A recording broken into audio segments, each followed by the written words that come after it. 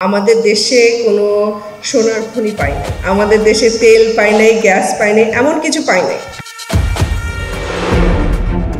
এবার প্লট বরাদ্দ দুর্নীতির মামলায় ক্ষমতাচ্যুত প্রধানমন্ত্রী শেখ হাসিনার মেয়ে সাইমা ওয়াজেদ পুতুলের বিরুদ্ধে ইন্টারপোলের মাধ্যমে গ্রেপ্তারি পরোয়ানা জারির আদেশ দিয়েছেন আদালত। ২৭ এপ্রিল দুর্নীতি দমন কমিশনের আবেদনের প্রেক্ষিতে ঢাকা মেট্রোপলিটন সিনিয়র স্পেশাল জজ মোহাম্মদ জাকির হোসেন গালিব এ আদেশ দিয়েছেন। দুদকের সহকারী পরিচালক আমিনুল ইসলাম জানান, সাইমা ওয়াজেদ পুতুলের বিরুদ্ধে ইন্টারপোলের মাধ্যমে গ্রেপ্তারি পরোয়ানা জারির আবেদন করে দুদক। পরে আদালত শুনানি নিয়ে আবেদন মঞ্জুর করেন। বান্ডেল থাকলে প্রতি সেনমানিতে টাকা বাঁচবে। বিকাশ সেনমানি বান্ডেল কিনে জিতুন প্রতি লেনদেনে।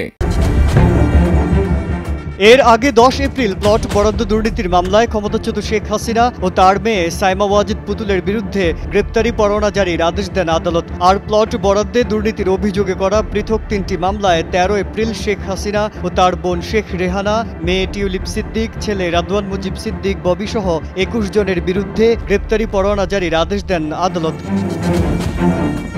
৩টি মামলাতেই শেখ হাসিনা, শেখ রেহানা, টিউলিপ সিদ্দিক, আসমিনা সিদ্দিক ও রাদওয়ান মুজিব সিদ্দিক এবং সাবেক গণপূর্ত প্রতিমন্ত্রী শরীফ আহমেদ সহ ১৬ জন অভিযোগপত্রভুক্ত আসামি। গেল বছরের ২৬ ডিসেম্বর শেখ হাসিনা ও তার পরিবারের নামে বরাদ্দ নেয়া প্লটের বিষয়ে অনুসন্ধান শুরু করে দুর্নীতি দমন কমিশন। পূর্বাচল নতুন শহর প্রকল্পে প্লট বরাদ্দে অনিয়মের অভিযোগে শেখ হাসিনা সহ অন্যদের বিরুদ্ধে ৬টি মামলা করে দুদক।